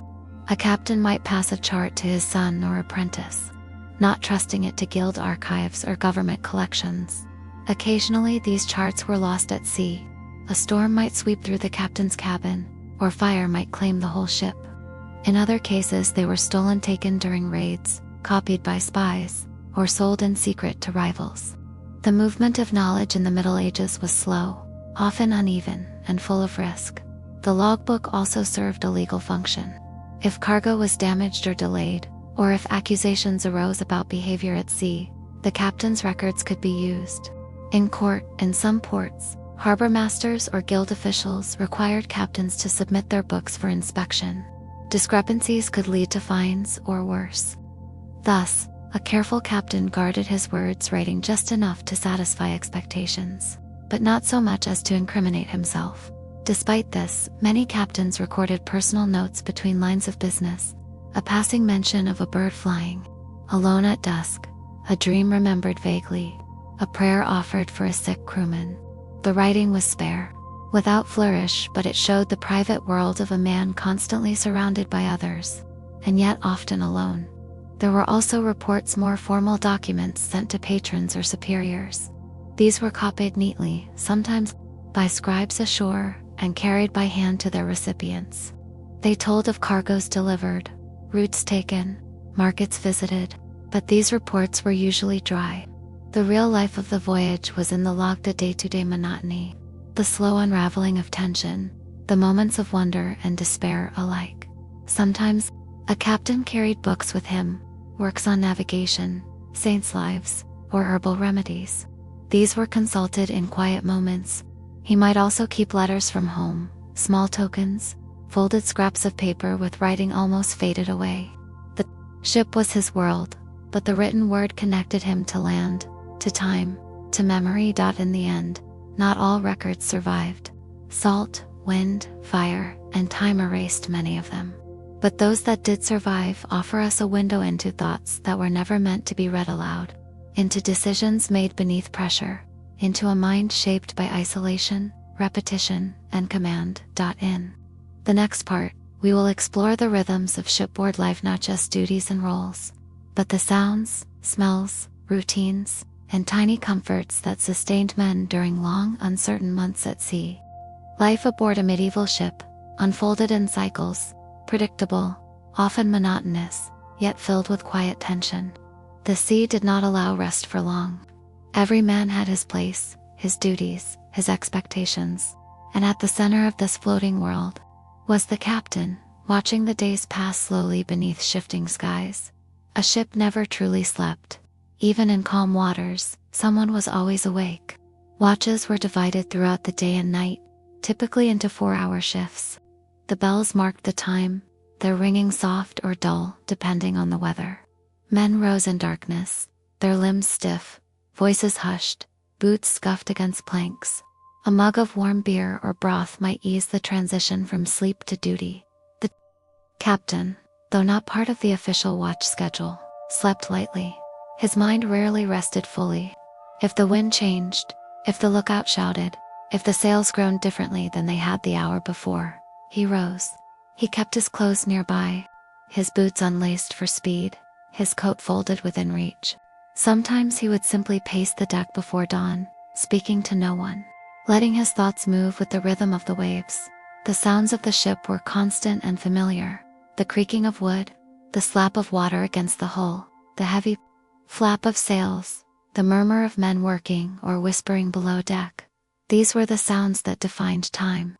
There were no clocks, no hourly chimes, only the natural movement of water and wind, and the simple duties that returned again and again. Food aboard ship was a routine anchored in necessity, not pleasure. Meals were simple: salted meat, dried peas, biscuits, hard as wood, sometimes cheese, or dried fruit if the ship had recently left port. Water grew stale quickly. Beer or watered-down wine lasted longer. The cook worked from a cramped galley, where a fire was a constant danger. Smoke drifted through the planks. Sometimes it mixed with the sourness of unwashed bodies, or the wet mildew of the lower hold. The captain ate apart from the crew, usually with his mates or senior officers. If he had any, the fare was not better, but the silence was deeper. Sometimes a single candle burned beside a wooden bowl. Sometimes the men spoke of sails, stars, or what they'd seen on shore, but often they said little at all. Conversations were precious. Words were used carefully. Cleanliness was difficult to maintain. Men went weeks without washing fully. Clothes grew stiff with salt. Feet swelled in damp boots. Lice were common, and so were infections. The captain, if he was careful, kept a change of garments in oilskin or tucked in a chest. He might wash his hands in vinegar, if there was enough to spare, or rinse his mouth with brine in the mornings. These small acts preserved not only health but dignity. Rest, when it came, was never complete. The bunks were narrow. Hammocks swung with the ship. Rats scurried along the beams. The captain's own cabin, while private, was not luxurious. It held maps, books, a desk that slid in heavy seas, and perhaps a worn chair bolted to the floor. He might have had a chest for personal effects letters, coins, a knife, or the seal of his sponsor. But the room was still just timber and shadows, flickering with lamplight, filled with the smell of oil, pitch, and damp wool. On calm days, the crew might gather for small comforts. A pipe passed between men, a song hummed under breath. Dice games played with bone pieces carved from leftovers. The captain might walk the deck, pausing now and then, letting these moments unfold without comment. He understood their value. Morale was not simply about orders, it lived in quiet laughter, in shared bread, in a song sung low against the wind. Discipline was maintained not through fear, but through routine. The same knots tied daily, the same sails trimmed and checked, the same prayers spoken at sunrise or sunset. For many, these rhythms provided sanity. On land, days blurred together in noise and crowd. At sea, time sharpened into duties and habits. The ship became a world of its own. There were moments of beauty too. A sunrise so quiet that even the roughest sailor paused. Dolphins that followed the prow leaping in silver arcs. Stars that blanketed the sky in silence. Rainbows after storms, nights when the sea glowed faintly with phosphorescent algae, lighting the wake with ghostly green. The captain noticed these things, even if he said nothing. He saw the crew change with each passing week, how they aged quickly in the salt air, how their eyes grew sharp, how their movements became instinctive. He noticed who lagged, who held back, who quietly kept the others together. He stored these observations like maps. Occasionally he wrote them down in the log, not as poetry but as fact. Wind fair, men steady, stars bright, no complaint. In the next part, we will journey into the fears and beliefs of a captain. Omens, dreams, religion, and old superstitions guided decisions in a world where so much remained unknown. In the Middle Ages, a captain's decisions were shaped not only by tides, maps, and manpower, but also by forces less tangible. Beliefs ran deep, carried from childhood, from port to port, from old sailors whispering in the corners of smoky taverns. Superstition, faith, and fear wove themselves into the captain's routine. He was a man of command, but also a man of caution. He listened to the sea and sometimes to signs. Omens were part of life at sea, birds flying against the wind, a sudden calm that felt too quiet, a dream that lingered into waking, the fall of dice, the behavior of rats, the creak of the ship. At night, these were not simply dismissed as chance. Many captains noted such things in private, then altered plans without speaking of the reason. To do so openly would invite mockery or worse, fear among the crew. Cats aboard a ship were good luck. They kept rats away and were seen as natural guardians. If a cat was restless, some believed a storm was coming. If one died suddenly, it was a bad sign. To kill a cat intentionally was unthinkable. Even captains who claimed to be rational often kept a cat and watched it without admitting why. Sailors believed that certain words invited disaster. Saying the word drown aloud was avoided. Whistling, depending on the culture, could either summon the wind or anger it. Some captains enforced these traditions not because they believed, but because discipline depended on calm. If a man broke custom and then the wind died, the crew would not be settled again until something was done, perhaps a prayer, perhaps a small offering cast overboard. Religious symbols adorned many captains' cabins. A small wooden cross, a saint's relic, a parchment with a prayer folded into a pouch. Some carried coins blessed by a priest before setting sail. Before departure, a captain might walk alone to a chapel and kneel not only to seek protection, but to set his mind. The voyage ahead was long, and a moment of stillness could anchor the soul. If a crew member died during the journey, the body was sewn into a sailcloth and committed to the sea. The captain read from a book of prayers if one was available, or spoke simple words if not. Some believed the dead could guide the ship if treated with respect. Others feared ghosts. The captain had to walk a line between honor and practicality. A poorly handled burial could unnerve the crew for weeks. Storms too were seen as more than weather. Lightning striking a mast, a sudden squall without clouds, these were taken seriously. Afterward, the captain might gather the crew, offer wine, or distribute extra rations. This was not indulgence. It was control. It reminded the men that they were seen, that their fears were understood. It reminded them that the captain was not only a commander of the ship, but also of their trust. Dreams, though private, weighed heavily. If a captain dreamed of falling overboard, or of being unable to steer, or of the ship vanishing into mist, he might wake uneasy. Some captains ignored these visions. Others interpreted them. A dream of fire might mean conflict ahead. A dream of calm seas might mean stagnation, not peace. The line between reality and warning was thin, and the captain walked it alone. There were also rituals. Some captains drew a line in chalk on the deck, when crossing the equator or leaving a dangerous strait. Others rang the ship's bell 3 times at midnight on the anniversary of a past loss. Not every crew understood the meaning, but the captain remembered. The ship remembered. Time moved strangely at sea, and moments echoed long after they passed. Even weather was sometimes read like a message. The sudden appearance of fog, the way clouds gathered just after dawn, the shape of the moon's halo, these were taken as signals. A red sky in the morning meant caution. A greenish sea might mean a storm, or worse, shallow reefs. The captain watched these things quietly, not announcing every worry, but storing the meaning behind a calm expression. Navigation itself could feel like an act of faith. Before compasses were common, men steered by stars, sun, and the feel of the wind. When clouds obscured the sky, the captain had only his instincts and perhaps a memory of how the waves had sounded the last time he passed that way. It was part science, part memory, and part something else, something deeper. Some captains believed that ships had a kind of soul. If a ship was treated well, its timbers maintained, its sails patched with care, its name spoken with respect, it would carry its people safely. But if it was neglected, misused, or cursed with ungrateful words, it might rebel. Cracks would appear. The rudder would grow stiff. Accidents would multiply. No one said this aloud, but they knew. And the captain knew that even his own presence could change the ship's fate. Some men were called unlucky. If a captain lost too many ships, even if by no fault of his own, he might be avoided, whispered about, left without a crew. Luck, like trust, was fragile. In the next part, we'll turn from the superstitions of the mind to the dangers of the world itself, be it storms, shipwrecks, and all the unseen threats that waited just beyond the horizon. The sea held more than wind and water. It held danger. Every journey across the waves in the Middle Ages was a risk, not only from storms or mistakes, but from other men.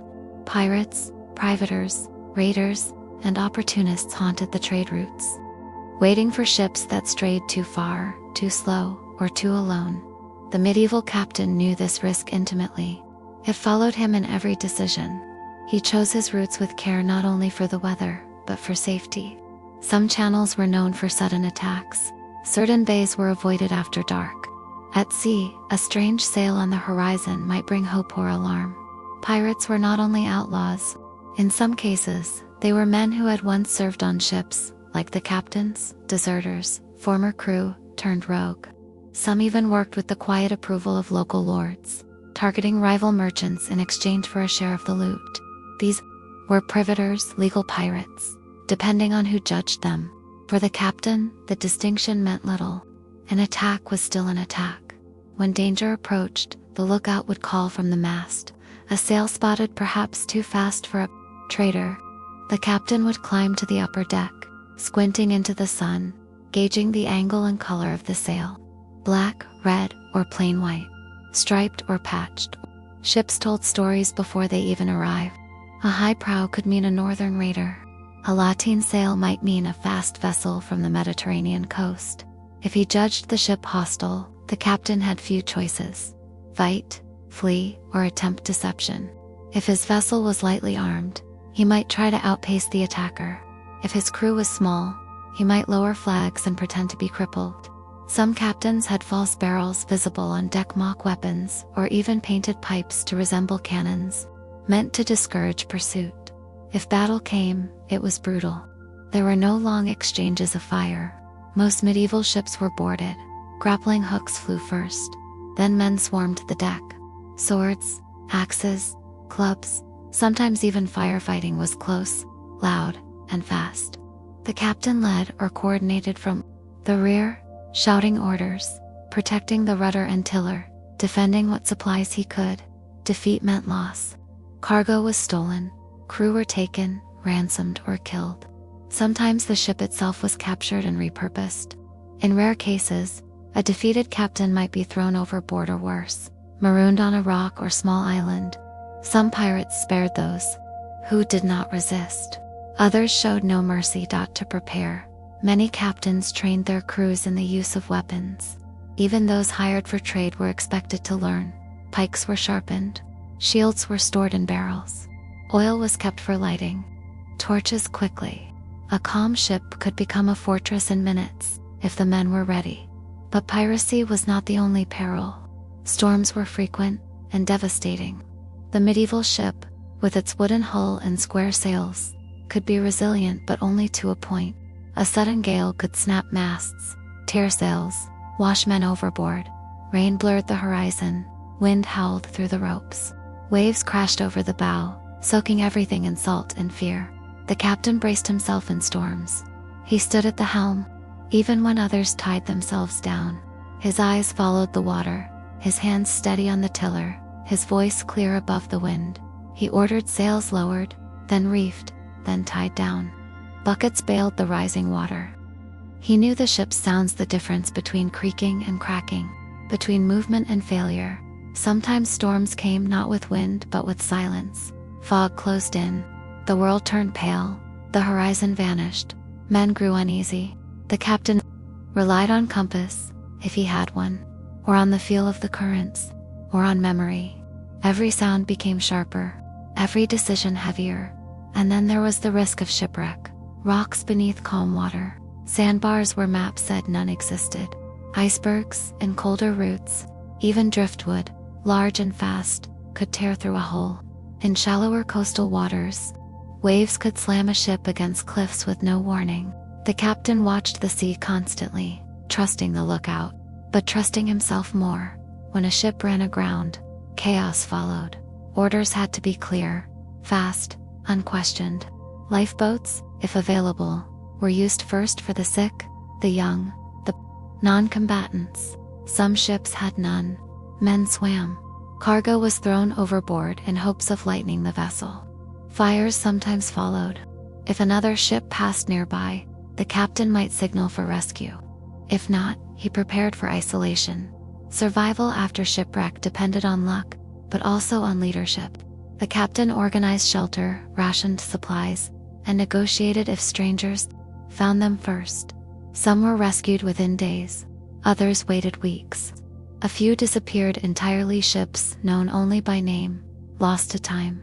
Not all threats were so dramatic. Illness could spread quickly in the close quarters of a ship. Waterborne diseases, infected wounds, rashes that turned deadly. The captain had limited remedies: vinegar, dried herbs, maybe a physician if he was fortunate. He could only isolate the sick, keep spirits steady, and pray. In every case, the burden rested on him. Not always because he had the answers, but because everyone else needed him to. His calm made calm. His silence shaped the mood of the men. His fear, if seen, could undo everything. In the next part, we will examine the strange diplomacy of the medieval captain, how he acted as both warrior and ambassador when entering foreign ports, dealing with merchants, officials, and cultures far different from his own. The sea did not end with the horizon. It led to other lands, new coasts, unfamiliar people, different laws. For the medieval captain, the journey did not finish when the ship dropped anchor. In many ways, it was just beginning. He was not only a sailor or a warrior, he was also a diplomat, a trader, and sometimes a stranger in a place that did not speak his language or share his customs. Harbors in the Middle Ages were not uniform. Each port had its own rules. A flag flown from the mast, a salute fired, a bell rung. These were the signs by which a captain announced himself. The wrong gesture could be misread. If the port belonged to a rival kingdom, the ship might be denied entry, inspected aggressively, or taxed at a higher rate. The captain had to be precise and respectful. When permission was granted, the captain stepped ashore with care. Often he wore his best tunic, boots cleaned, cloak freshly brushed. He did not go alone. He brought a scribe, a translator if one was available, and a small group of armed men to show that he represented authority, not threat. Yet the weapons stayed sheathed. A peaceful arrival meant everything. First came the meeting with the port officials. Some were noblemen. Others were appointed stewards. They asked for documents, charters, letters of passage, trading licenses. The captain presented them in order, sometimes sealed with wax, sometimes tied with colored cords. If something was missing, bribes might follow. It was understood, if not spoken aloud, Next came negotiation. What would be sold, what needed to be bought, what the harbor would charge for every crate, every barrel, every hour the ship remained docked. Fees were counted in coins, but also in time. A delay in port meant a delay in profit. The captain bargained, not like a merchant, but with the weight of command. He offered favors. He invoked past partnerships. Sometimes he threatened to sail elsewhere. Local markets were unfamiliar territory. A captain who came from the northern seas might now stand beneath a blazing southern sun. Surrounded by goods he did not recognize: spices, dyes, dried fruits, oils, textiles woven in patterns foreign to his eyes. He walked slowly, took notes, asked questions. He learned always. A careless buyer could lose everything. In some ports there were customs officers who searched the ship. Not gently, not respectfully. They opened barrels, poked through bundles, demanded explanations. The captain remained composed. Losing his temper would bring more scrutiny. He stood by as the inspection went on, answering questions, denying contraband, offering small tokens to smooth the process. Religion added another layer. A port governed by one faith might see the ship's banners and become suspicious. A cross, a crescent, a star symbols meant recognition or rejection. The captain navigated this too. He might visit a local temple to show goodwill. He might refrain from public rituals that could offend. Sometimes he spoke through a translator to offer blessings, without naming gods. There were dangers, even here. Some ports were known for arresting foreign captains under false charges. Others demanded heavy bonds for the promise of safety. A captain who stepped ashore without guards risked disappearance. Some were taken hostage. Others were robbed in alleyways, their goods looted while they lay wounded. Vigilance was constant, even beneath the surface of politeness. Still, diplomacy was a dance the captain learned to perform. In time, he came to know the names of harbor masters, the preferred greetings, the hand gestures that meant trust or warning. He learned when to offer gifts: fine cloth, a carved box, a jar of honey from his home port. He remembered birthdays of powerful officials. He wrote letters. Sometimes he even arranged marriages between his crew and locals to secure long-term trade ties. Languages were a barrier. Some captains spoke many tongues.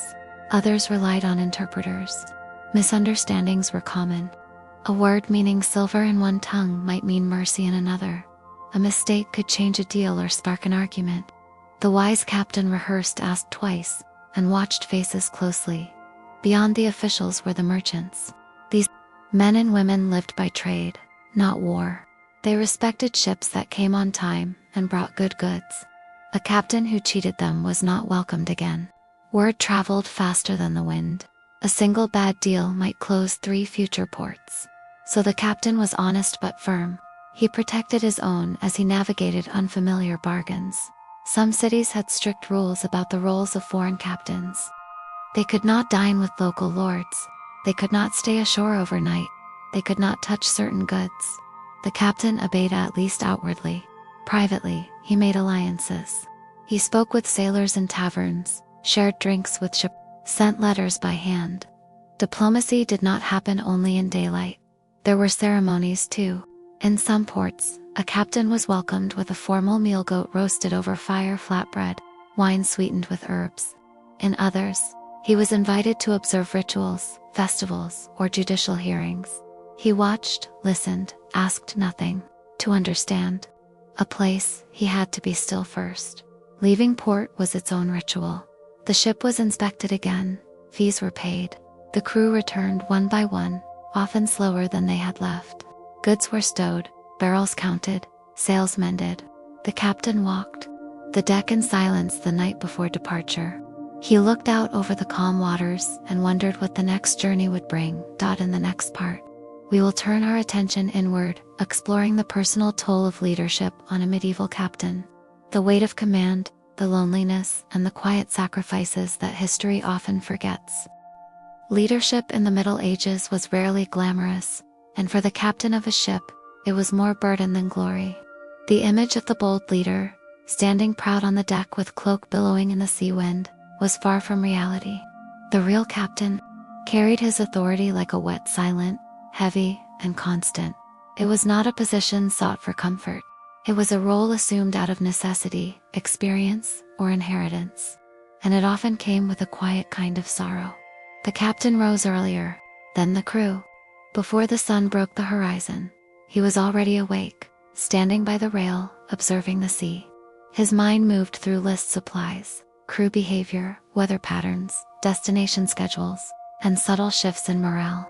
Each day brought new concerns, a cracked barrel, a restless sailor, a torn sail.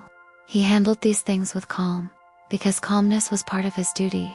A panicked captain could ruin an entire voyage before any real danger even arrived. He rarely showed fear. If he was afraid, he hid it. The crew looked to him for certainty. If the waters grew rough or the sky darkened, they turned their eyes to his expression. Even when he didn't speak, his silence was a kind of answer. He learned to master his face, his tone, his stance. It was exhausting. There were no moments of weakness, allowed not in public, and often not in private either. The sea had no room for leaders who wavered. Loneliness followed the captain. He did not share jokes easily with the crew.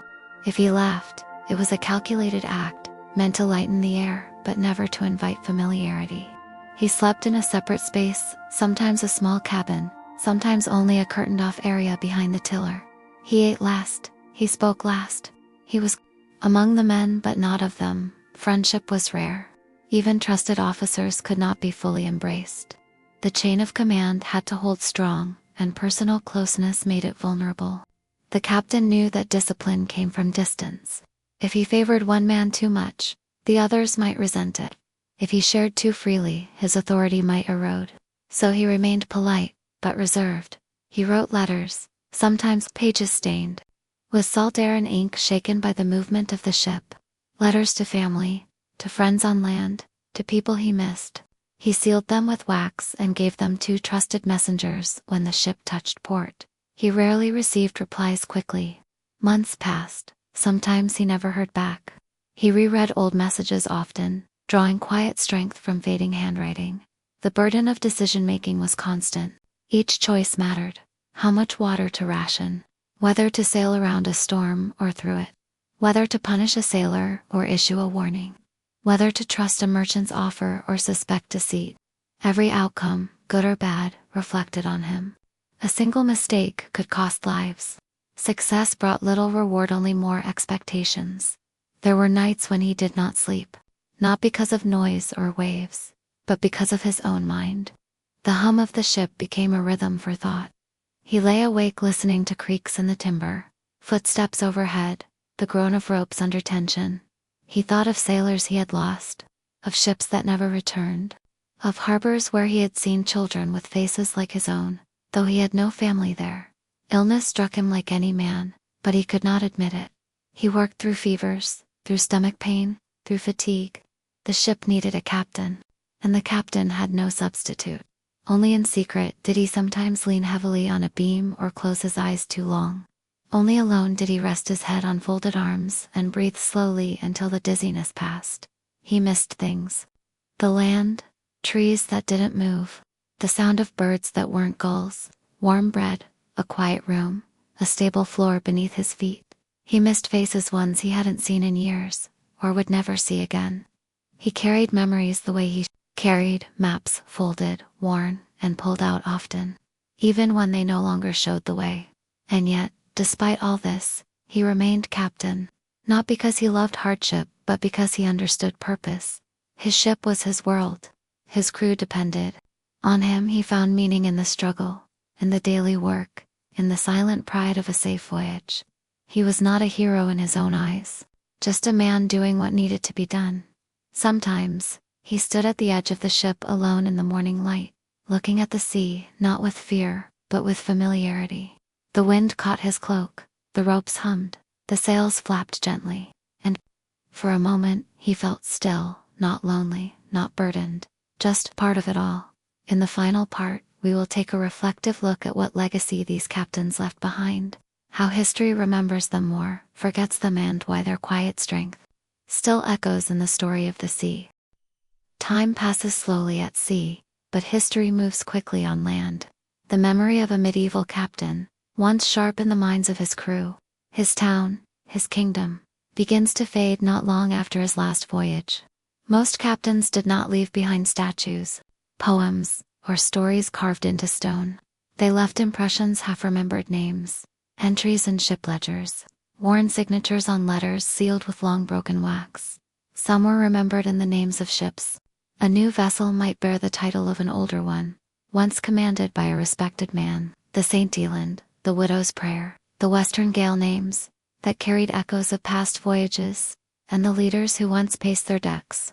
But few knew the stories behind the names. Time dulled the details. The average medieval captain did not belong to the nobility. He was not born into a castle, or raised among scrolls. He learned by doing, by failing, by surviving. He was a tradesman of responsibility, a craftsman of navigation and order. He carried more than charts and compasses. He carried fear, loyalty, fatigue, and the quiet pride of endurance. These things were not recorded in history books. In some rare cases, a captain achieved fame in his lifetime. Perhaps he led a fleet in a victorious battle, or returned from a distant shore with wonders unseen before, precious gems, unfamiliar fruits, tales of strange lands. His name might be written in royal records, mentioned in merchant annals, or even whispered in prayer before a storm. But even those names faded with generations. Most captains were known only to those they led. To the boatswain who once watched him argue with a storm. To the cook who brought him tea laced with herbs when he coughed blood. To the young sailor who made his first, not under the captain's stern but steady gaze. These quiet witnesses carried the captain's legacy in memory, not marble. When a captain died at sea or on land, there was little ceremony. Perhaps a small funeral in his home village, with those who remembered his voice gathered near. Perhaps a note sent to distant family, read aloud by candlelight, followed by silence. Perhaps only a sailor's grave, marked by stones too plain for a name. But the captain's true legacy lived in motion. In the ships that kept sailing. In the sailors who became captains themselves, shaped by the discipline they learned. In the routes mapped a little more clearly because he dared to explore. In the quiet rules passed from ship to ship. How to greet a port with dignity. How to calm a crew with few words. How to face a storm without surrender. The sea remembers, in rhythm. The slapping of waves against the hull. The creak of wood beneath pressure. The call of gulls circling the mast. The footsteps on deck at dawn. These sounds repeat endlessly, like echoes of all captains past. Every journey retraces their paths, even if the names are lost. And perhaps that is enough. Not all lives are meant to be celebrated loudly. Some exist to carry others forward, to hold the helm through the worst, so that others may see better days. That was the medieval captain's gift, silent, constant, and unwavering. So as you drift into sleep, imagine his world one last time, the sail catching wind, the stars above, the dark ocean stretching wide, and a solitary figure standing at the edge of it all, steering forward, not for fame, not for glory, but because it was his place to stand. And now, his watch has ended.